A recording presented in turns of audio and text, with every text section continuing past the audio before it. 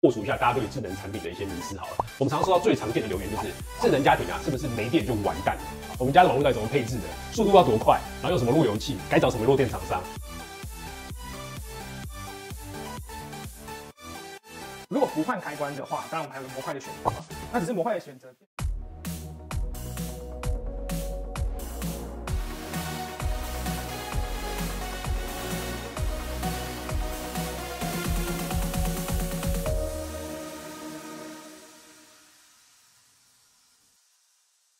在上个影片呢、有讲到我们家的厕所啊，是一进来之后啊，它会自动开灯。那原因是什么呢？我们其实没有放动作感应器，我们用的是这个叫门窗感应器，所以它只要打开的时候啊，它就会知道说这个门被打开了。那我们现在示范一次，你看这个砍灯是没有开的、哦，我打开，砍灯就开了。然后我们里面那个 HomePod 也会自动放音乐，对，然后我把这个灯关掉了之后，HomePod 音乐就会关掉，不然等一下会有版权宣告。很多人会问啊，就是厕所自动开灯，那是不是有设定成自动关灯？其实我个人会不太建议，如果你是2个人在家里面的人，使用自动关厕所的灯，一个人当然没有差，你可以设定关门的时候就自动关灯，因为关门一定是你走出去嘛。那很多时候我跟柚子可能早上要一起在这边刷牙、洗脸啊、刮胡子啊、吹头发，所以他在里面了，然后我又进来又关门，那不就关灯了？所以就很尴尬。所以我们现在目前的关灯都是靠手动，然后进来开灯是自动的。就是做这样的不同的配置。这边我做个补充，有人可能会问，不是可以放人体感应器来感应有没有人在这个空间吗？理论上是，但人体感应器啊是透过动作侦测。如果当你坐在马桶上一动也不动，它就觉得这个空间没人，把你的灯给关了，那不是直接尴尬。所以我们目前啊采取的是手动关灯，反正放在门口啊非常顺手，客人来的时候也比较不会有操作上的问题。这个时候你可能会有新的问题了，那干嘛用智能开关？因为智能开关啊，不只是能够搭配感应器做到自动开关灯，还能够设定一些场景。例如啊，当我出门的时候啊，我可以设定离家多远后，全家就会自动关灯，就不会有忘记关灯的情形。尤其浴室是非常难发现的。或者啊，我们浴室也有设定，关门超过60分钟后就自动关灯，因为我跟柚子啊几乎不会有在里面超过60分钟的情况。你也可以设定，当门关起来10分钟后，自动打开排风机运行10分钟，就能够做到啊，即便我们浴室没有窗户，但每一次进去啊都是干燥舒爽，没有湿气的。最近啊，也有推出高精度的人体传感器，主打在浴室也能用，能够感知到细微的动作，不用担心被关灯。我到时候也会想要买来玩玩看，再跟你分享。好，接下来到我们的厨房区域。那我们厨房区域啊，有设定一个自动的开关灯，是来自于这个动作感应器，所以它只要侦测到这边有人经过的时候，它就会自动开灯。然后人只要离开一段时间的时候啊，就会自动关灯。那这可以回应大家很常问我们的一个问题，就是你全家都用智能设备，会不会非常的耗电，然后电费非常的高？其实我们有实测，就是在8、9月份的台电账单，我们比前屋主啊，其实还便宜了100多度的电费。不过，我们不能只是看最终的数字，要了解过程。除了智能家居的设备之外，我们跟前屋主的生活形态非常的不同。我们是居家工作者，这2个月啊，几乎都是24小时开着冷气，他们则是正常上班族，大多时候只有晚上会在家。加上啊，我们还有3个高用电的区域。第一个是厨房，我们没有用瓦斯炉，而是改用 IH 的电感应炉，也很常开微波炉啊，或是气炸锅。第二是他们的浴室啊，也没有像我们有电热毛巾架，还有电热地暖。第3则是我们在家工作，光工作区啊就有一堆的电脑，还有网络设备，几乎也都是24小时开着。所以理论上啊，我们的电费啊应该会高出前屋主不少。但最后我们却比他们少200多元，主要原因啊可能有2个，一个是电器设备还有灯泡，我们都是用比较省电或是能效比较高的，另外一个就是智能家居的优点，我们不会遇到没有人在用却还是开着灯的情况。那我自己觉得啊，这个很大一部分可能是来自于你的电灯会自动关闭，而且不会再有这种人离开了，跟你去上班了，你白天出去上班，可你家的电灯啊就开了一整天，然后都没有关，然后你也没有办法去控制它。所以像我自己也很常发生，就是在厨房啊，我可能吃一吃东西，然后吃完的时候跑去工作室工作，然后你看右边的厨房灯没关，你以前就很担心说啊走过去好累好远，你就不想去关了。那现在不会，为什么？因为它其实过了我设定的大概是50几秒，它会自动关灯，它会检查8次在这个空间里面到底有没有人，如果真的都没有人的话，它就会关灯。那如果即便它真的很微小的几率故障了，我一样可以透过我的电脑上面直接用情境的方式把厨房的灯一键全关。所以我们再也不会有这种人不在，但是灯还开着的这种窘境。很多人来到我们家的厨房的时候，也问我们说：“我们这个百叶窗该不会也是电动的吧？”还真的是，我们只要按下无线开关，它就会跑到一个透光模式，就你可以很精准在 HomeKey 里面调整它的百分比啦。然后像我们刚刚客厅介绍的窗帘是卷珠式的，那这个就是所谓的电机式，就是你要先装好电，然后请 Adam 他们来装这个电机。那这两种差别有什么样的区别？可以请跟大家介绍一下。主要早上在介绍的那个传统改成智能的卷帘来，它是外接式的马达，所以它会有一些限制，就是说它没有办法适应到过大的窗型，所以马达的限重呢，它只能拉到4公斤。那像厨房这边的窗型的话，因为我们布料是选择了木百叶，对，比较重的厚的板板，因为这个柚子说他觉得这样比较有质感。没错，大家都蛮喜欢木百叶的，所以在材质上呢，它的重量变重的时候，我们就会推荐客人要选择管状的电机。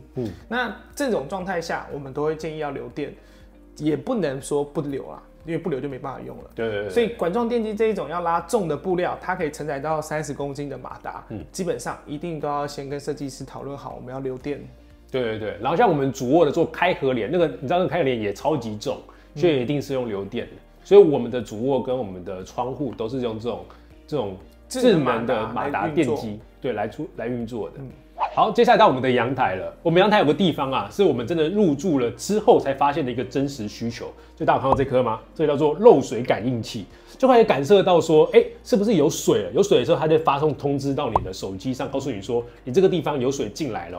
所以有些人他会放在厨房底下。那我们为什么放在阳台呢？因为最近台风天，我们有一次晚上的时候开着这个窗，然后去睡觉了，然后发现它的水全部就喷进来了，我阳台全部都湿了。然后你的他在睡觉都不知道，可你阳台就要清很久。那如果我之后装了这个之后，以后只要下雨，他就提醒我说，雨真的下蛮大，风雨蛮大的，我就要赶快过来把这个窗户给关起来。对，所以我觉得这个东西真的非常非常实用。那想请问 Adam 说，有没有其他这种大家其他常见的漏水感应器应该要装到哪边？其实以备不时之需这样。大部分漏水感测器有些是放在厨房，那有些是开店的商业空间。那我们之前也遇过是说冻库这件事情，当然可能没有用到工业用的侦测器，他就想要做一个辅助，是不是真的是压缩机坏掉了？有冷冻库这样。对，水流出来的时候，它可以第一时间去做反应。那我觉得 sensor 应用在家里面或商业空间其实是很广泛。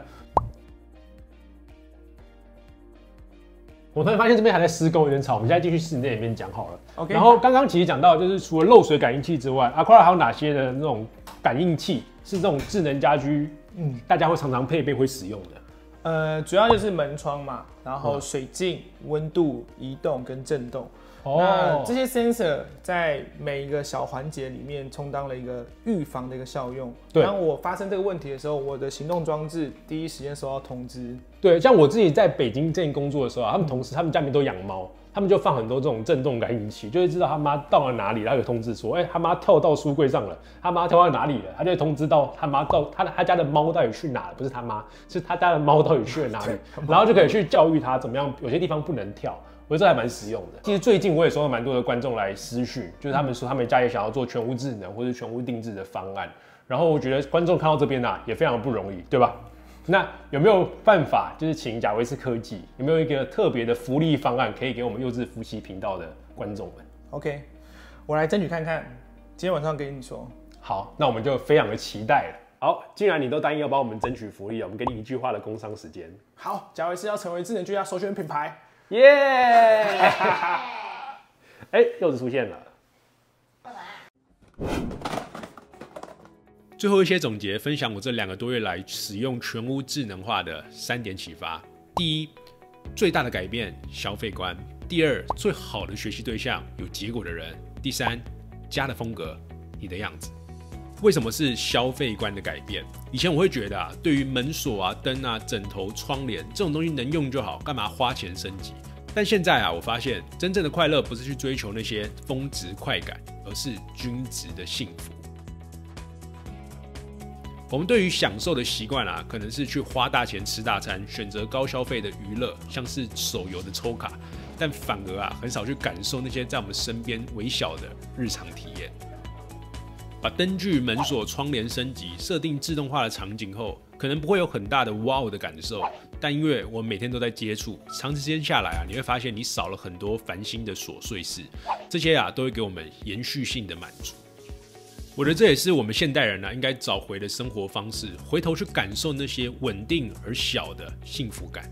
尤其在设定自动化跟场景的时候，就正是在推动我们更去了解自己和家人的生活模式。另外，我想一定会有人问我，你不是做很多功课，自己买产品来安装就好，干嘛还找厂商？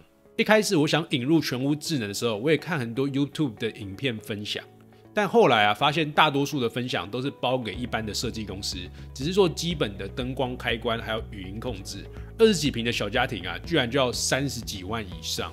除了预算不太够，也不是我心目中理想的智能生活的应用，所以我先是购入了 Aquara 国际版的产品来手动配置，刚好又找到台湾有专门的代理商，也就是贾维斯科技他们。除了产品有保固服务，在咨询的过程也让我注意到一开始没有想到的细节。他们也推荐给我专业的弱电网络厂商，协助我安装 Cat6A 的网路线，减少我跟水电师傅沟通的成本。最后的整体价钱也比直接包给设计公司，或者是给统包去安排水电师傅来做还要划算。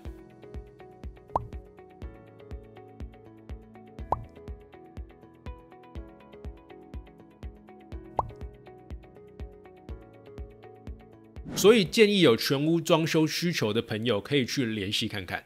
最后我要推荐一个 LINE 的社群，这是我发布上一集影片才知道的群组，发现原来真正的高手玩家都在里面。对于我这种入门小白，也很愿意的分享跟提携，特别的感谢。这部影片的拍摄还有剪辑都不太容易，有蛮多的内容没有办法一次性的说完。后续正职工作之余，我会再写成文章，或者是陆续拍成一些有主题性的小短片和你分享。如果你喜欢我们的内容请帮我按赞、留言、订阅，然后分享出去。最后的启发：家的风格，你的样子。我认为活用智能设备的朋友都有一种魅力，就他们不甘于默认的设计还有生活标准，因为生活跟工作从来都不会只有一种模式。与其仿照网络上那些美美的空间设计，活出别人的样子，不如花心思去研究自己的需求，让家是你的分身，是生活体验的集合体。活用智能家居让你的家更懂你，也让你更懂自己。我们下次见。